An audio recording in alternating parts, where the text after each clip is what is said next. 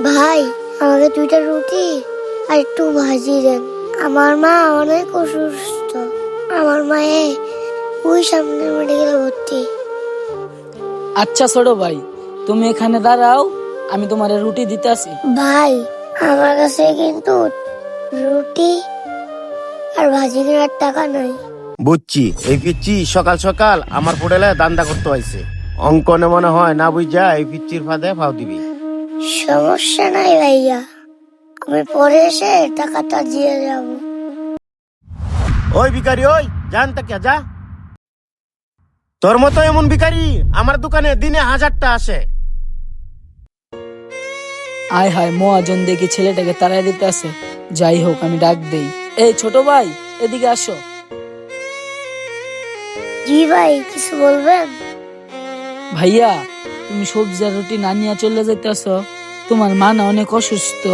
ভাইয়া, তুমি এখানে দাঁড়াও, আমি তোমার রুটি আর সবজি দিতে আসি। ভাইয়া, আপনি যে আমাকে রুটি আর ভাজি দিবেন, আমি তো আপনাকে প্রথমেই বলছি আমার কাছে রুটি আর ভাজি কেনার টাকা নেই। ভাইয়া, তোমার টাকা দিতে হবে না, তুমি এখানে দাঁড়াও, আমি তোমাকে ফ্রিতে রুটি আর সবজি দিব। সত্যি বলতেছেন ভাইয়া? আপনি আমাকে ফ্রিতেই রুটি আর সবজি দিবেন? আরে ওই, তুই যে রুটি আর সবজি ফ্রিতে দিবি, আমি কি এই দোকানটা ভিখারির জন্য বানাইছি? আর তুই যে আরে ফ্রিতে সবজি আর রুটি দিবি, টাকা কে দিব? তোর বাপে? আরে পিচ্ছি শোন, আমি এই দোকান ভিখারির জন্য দেই নাই। রুটি আর সবজি নিলে টাকা লাগে, টাকা। মহাজন থাক, পিচ্ছিকে আর কিছু বললেন না। এই রুটি আর ভাজির টাকাটা আমার বেতন থেকে কাইটা রেখেন। কি বললি? তোর বেতন থেকে আমি টাকাটা কাটিয়ে নিমু? তুই দেখা যায় আজকাল দাম বিড়ি হয়ে গেছ। ওই, তুই যে কইলে বেতন থেকে টাকাটা কাটিয়ে রাখতে, তোর মাও তো মেডিকেলে ভর্তি আছে।